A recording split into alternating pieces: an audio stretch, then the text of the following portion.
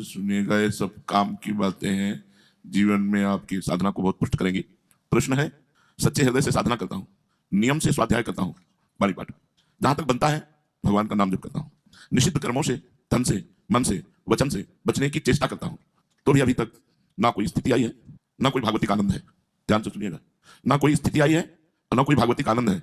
निराशा ही निराशा है, निराशा ही निराशा है। बड़ा मन व्याकुल हो रहा है, कुछ समझ में नहीं आ रहा है, न कोई स्थिति है, अब क्या करूं? उत्तर बहुत सुंदर। ये निराशा आना आश्चर्य की बात नहीं है। साधक के जीवन में बहुत ऐसे अवसर आते हैं जब उसे निराशा घेर लेती है, तो वास्तव में मैं आपको वचन देता हूं कि आप निराश मत होइएगा। बहुत ध्यान से सुना। अर्जुन ने जिस समय भगवान की शरणागति स्वीकार की, शिष्यस्तेहम साधिमाम त्वाम प्रपन्नम, उसी समय उनकी विजय हो गई थी। विजय उनकी उसी समय हो गई थी जिस समय उन्होंने भगवान से कहा, शिष्यस्तेहम साधिमाम त्वाम प्रपन्नम, मैं आपका शिष्य हूं और आपका शरणागत हूं। विजय वही हो गई थी।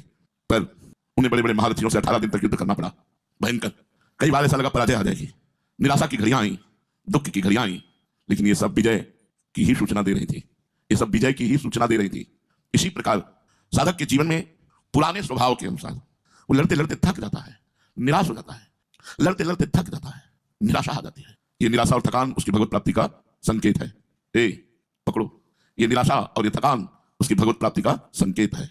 जरा भी मत डरना, ये भगवत प्राप्त महापुरुष कह रहे हैं। सफलता तुम्हारे बिल्कुल सामने है, पर तुम्हें ऐसे नहीं दिखाई दे रही जैसे अमावस्या की पूरी रात्रि हो गई, अब प्रातः काल होने वाला है और समय का तुम्हें ज्ञान नहीं, समय ज्ञान कराने वाला कोई यंत्र नहीं, तो आपको क्या लगे कितनी अंधेरी रात, कब तक काटूं, जबकि कुछ ही क्षणों में उजाला होने वाला है।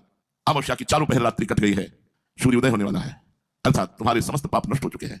भगवत कृपा सूर्योदय होने वाला है, तुम्हें निहाल कर देगा। तुम निराश, हताश, उदास, खिन्न मत होइएगा। अगर हो रहे हो तो भगवत प्राप्ति का चिन्ह है, घबराइएगा नहीं।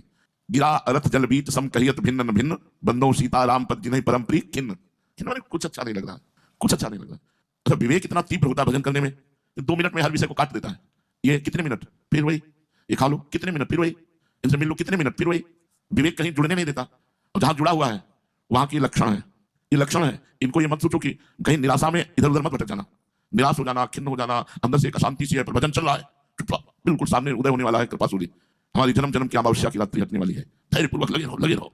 ऐसी भूल मत कर देना जब जिसकी ऐसी स्थिति हो कि कोई और बस गड़बड़ हो जाएगा। कहो तो थोरो भजन, कहो हो तो विशाल, मन को धीरज छुटाए नहीं, गाय न दूजी चाल, दूजी चाल न गए लेना, अपनी चाल पे ही रहना। अंधकार मिट जाएगा, प्रकाश ही प्रकाश तुम्हारे जीवन में छा जाएगा।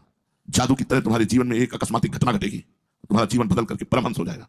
जादू की तरह घटना घटेगी, बस उस समय का इंतजार करो, एकदम सिस्टम बदल जाएगा। कल तक जो ऐसा था आज ऐसा, क्योंकि अंधेरी रात बस खत्म होने वाली है, सुबह होने वाला है। श्रीपाद प्रबोधानंद जी ने कहा, वृंदावन वासी को बाल सूर्य की तरह समझो कि अभी उसका तेज प्रकाशित नहीं हुआ, पर है वो महा तेजवान। जिस समय अपने स्वरूप में आएगा तो दोपहर के सूर्य की तरह असह्य नहीं हो जाएगा उसका तेज। ऐसे यहाँ कहें कि सब साधन में लगे हो, निराशा, विषय विकार, ये वो बड़ी समस्याएं, दिखना नहीं, अपने मार्ग से हटना नहीं।